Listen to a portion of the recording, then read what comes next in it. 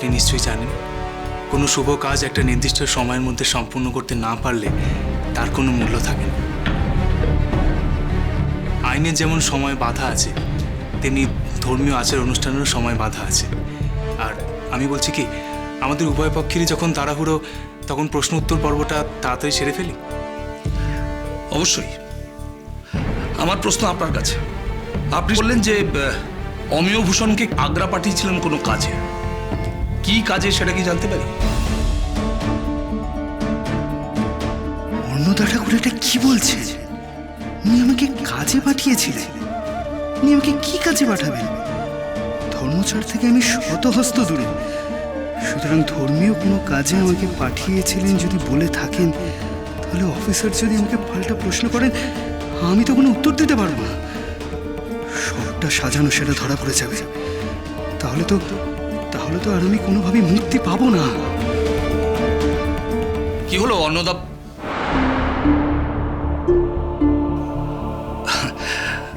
আপনাকে যে কি বলে সম্বোধন করব সেটাই বুঝতে পারছি না। মানে অন্নদা বাবু বলবো, নাকি মিস্টার ভট্টাচার্য বলবো, নাকি বাকিদের মতো অন্নদা ঠাকুর বলবো? আপনার অন্তর যা চায় আপনি সেই সম্বোধনই করুন। বেশ, আচ্ছা আপনি বলুন, অমিয় ভূষণকে কেন আগ্রা পাঠিয়েছিলেন?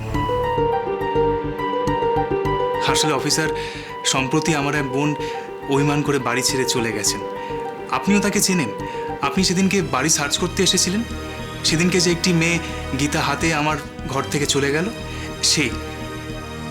দাঁড়ান, আপনি হাতে করে ওটা কি নিয়ে যাচ্ছেন? গীতা। একজন সন্ন্যাসীর ঘরে একটা পবিত্র গীতা থাকবে, এটাই তো স্বাভাবিক।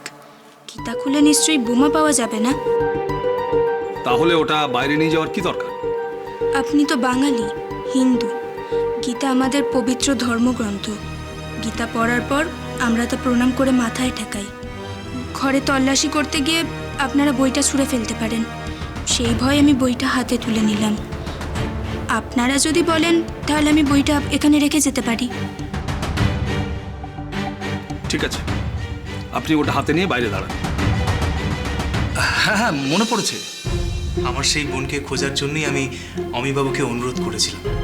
আমার মনে হয়েছিল সে মথুরা, আগ্রা কিংবা বৃন্দাবনে যেতে পারে। সেই জন্য আমি অমিবাবুকে জানিয়েছিলাম। তাই অমিবাবু তাকে খুঁজতে আগ্রায় গেছিলেন। হ্যাঁ হ্যাঁ হ্যাঁ, সেখানে গিয়ে একে ওকে জিজ্ঞাসা করতে থাকি, তখনই এই ছেলেগুলোর সাথে দেখা হয়। আর তরুলতা দেবী বিবরণ দিয়ে যখন জানতে চাইছি ওদের কাছে যে এইরকম কোনো ভদ্রমহিলা দেখেছেন কি না, তখনই পুলিশ এসে উদয় হয় আর আমাকে এখানে অ্যারেস্ট করে নিয়ে আসে।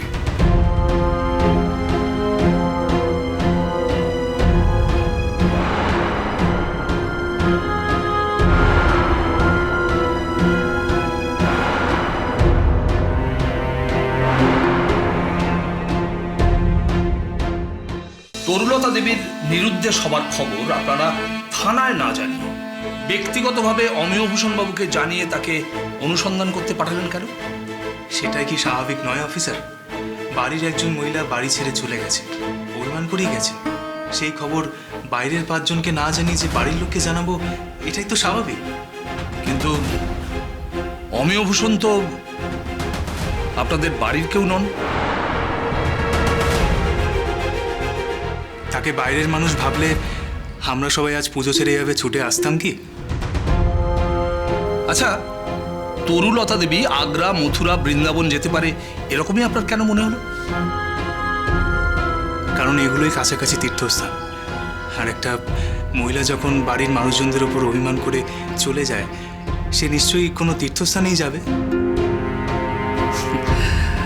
আপনি তো উত্তরগুলো আগে থেকে সাজিয়ে নিয়ে এসছেন। আপনি আসবেন সেটা তো আমি আগে থেকে জানতাম না অফিসার। আপনার কথার কোনো সাক্ষী বা প্রমাণ আছে? দেখুন, বিশ্বাস অবিশ্বাস আপনার ব্যাপার। আপনি প্রশ্ন করছেন, আমি উত্তর দিচ্ছি। কোর্টে দাঁড়িয়ে এই একই কথা বলতে পারবেন তো? আপনি যদি অবিশ্বাস করেন তাহলে আর বিচারককে বিশ্বাস করাবো কি করে? আপনি আমার কথা কাটছেন অন্নদা বাবু। অন্নদা ঠাকুর। কেন ঠাকুর কেন বলছেন? আপনাকে তো আমি বলেইছি, আপনি চাইলে আমাকে বাবু বলতে পারেন কিংবা মিস্টার ভট্টাচার্য। ঠাকুর বলছি আপনার পোশাকের রংটার জন্য। দেখুন, আমি ব্রিটিশ সরকারের অনুগত ভৃত্য হতে পারি, কিন্তু হিন্দু ব্রাহ্মণ পরিবারের সন্তান। ছোটবেলা থেকে সাধু সন্ন্যাসীদের সম্মান করা আমার অভ্যেস। আপনাকেও অসম্মান করব না। এখন দয়া করে আমার সঙ্গে সহযোগিতা করুন। অমেয় ভূষণ স্বাধীনতা আন্দোলনের সঙ্গে যুক্ত, সেটা আমি পরিষ্কার বুঝতে পারছি। এর আগেও আমি অনেকবার খবর পেয়েছি, কিন্তু উপযুক্ত প্রমাণ পাইনি বলে কিছু করতে পারেনি। এবার পেয়েছি। এখন আপনি যদি বলেন, সেদিন অমিয়ভূষণ মজুমদার আমার কথায় আমার বোন তরুলতাকে খুঁজতে মথুরার পথে যাচ্ছিল, কিন্তু পথে আগ্রায় উনি কয়েকজন যুবককে দেখতে পেয়ে তরুলতার বিবরণ দিয়ে তার সন্ধান করার চেষ্টা করছিল। কিন্তু অমিবাবু তখন জানতেন না যে সেই যুবকগুলো সাধারণ মানুষ নাকি স্বাধীনতা সংগ্রাম, বিপ্লবী। পুলিশ এসে সেই সময় অমিবাবুকে অ্যারেস্ট করে এবং সেই যুবকগুলো পালিয়ে যায়। পরে জানা যায় সেই যুবকগুলো ছিল আসলে স্বাধীনতা সংগ্রাম। তাই এতে অমিবাবুর দোষ কোথায় অফিসার? উনি তো সম্পূর্ণ নির্দোষ। পুলিশ ভুল সন্দেহবশত ওনাকে গারদে আটক করে রেখেছেন। তাই আমার অনুরোধ, ওনাকে এই গারদ থেকে মুক্তি দেওয়া হোক।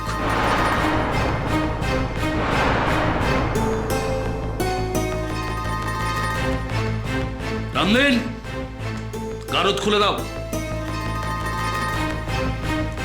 অমিয়বাবু, আপনি বাড়ি যেতে পারেন। আপনি বেকসুর খালাস। হিরেনবাবু, এখানে একটা সই করে দিন।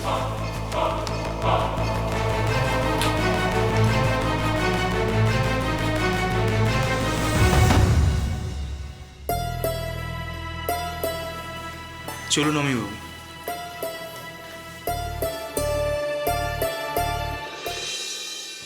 অন্নদা ঠাকুর, সারা দেশ জুড়ে স্বাধীনতা আন্দোলনের ঘোট পাকিয়ে উঠেছে। অমিয়ভূষণের মতো লক্ষ লক্ষ ছেলে লক্ষ্যহীনভাবে, অপরিকল্পিতভাবে সেই আন্দোলনে জড়িয়ে পড়ে পোকার মতো আগুনে ঝাঁপ দিচ্ছে। এভাবে আপনি কতজনকে বাঁচাবেন? সবাইকে তো বাঁচাতে পারবেন না। ব্রিটিশ সরকারের ফাঁসির দড়ি এদের গলায় পড়তেই হবে। অফিসার, আমি আপনার সঙ্গে এই বিষয়ে অন্য একদিন আলোচনা করব। তবে আজ শুধু এইটুকু বলি, ব্রিটিশ সরকারের গোলামের চেয়ে তার বিরোধিতা করে যারা দেশ মায়ের মন্ত্র উচ্চারণ করে আগুনে গিয়ে ঝাঁপ দিচ্ছে, তাদেরকে সাহায্য করার জন্য শুধু আমি একা নই, স্বয়ং ঈশ্বর এগিয়ে আসছেন। নইলে দেখছেন না, ছেলেগুলো গলায় ফাঁসির দড়ি পড়ছে ঠিকই, কিন্তু কেমন ফুলের মালার মতো। আর সেই ফাঁসির দড়ি ফুলের মালা বানিয়ে দিচ্ছেন কে? ঈশ্বরই তো। আদিশক্তি আদ্যাপি সোম থেকে শনি সন্ধ্যে ৭টায় আকাশ আট ও প্ল্যাটফর্ম 8-এ।